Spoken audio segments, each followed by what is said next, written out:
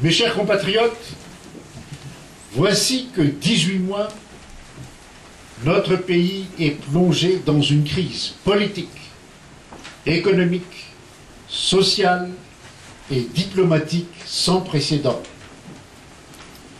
Nous ne reviendrons pas sur les malheurs qui sévissent au sein de la nation, au sein de chaque foyer et jusque dans la vie de chaque individu. Nos propositions et notre projet de sauvetage de la nation, Vunziei, n'ont pas été rejetés. Les événements actuels corroborent nos analyses. Des blessures restent profondément ancrées dans les cœurs et dans la chair. Des hommes et des femmes vivent injustement de grandes souffrances dans les fers.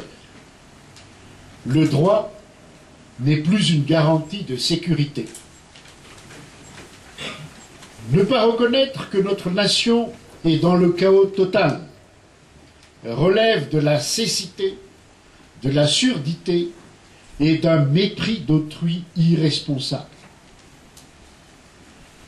Il est clair que les réponses apportées jusqu'à ce jour restent vaines, car bafouer les fondamentaux de la démocratie en refusant le dialogue, s'affubler d'une pseudo-légalité, utiliser la violence des mots et des gestes, ainsi que la force des armes pour faire taire ceux qui ont mal, persister dans la pensée unique en excluant tous ceux qui pensent et envisagent l'avenir autrement, ne peuvent être qu'une politique de fuite en avant, suicidaire pour les Malgaches.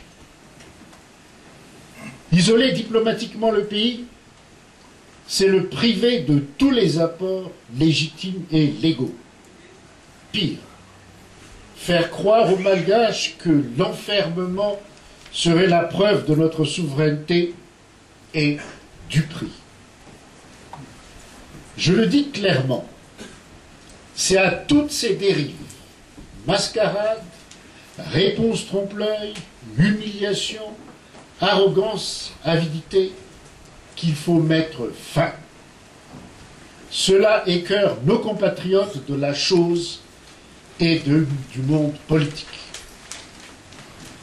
Non, nos compatriotes et notre pays ne méritent pas un sort pareil et dégradant. Non, le destin de notre pays et d'une nouvelle république ne peuvent s'écrire dans l'unilatéralisme, l'exclusion, l'inconstance dans les orientations et les actes, la manipulation de la légitimité et de la souveraineté populaire, car on va au-devant de l'instabilité et de l'aventurisme. La transition que je propose doit se concevoir et être menée dans une nouvelle démarche caractérisée par une neutralité positive et incarnée par des hommes et des femmes capables de rassembler et qui ne sauraient être suspectés de partialité et dont la compétence est incontestable sur le plan national et international. C'est pourquoi je prends la nation à témoin. J'invite messieurs Didier Ratsirek, Marc Lavalmana, Albert Zaffi et Andra Zuel à mettre un terme définitif à leurs différends. À M. Andra Zuel,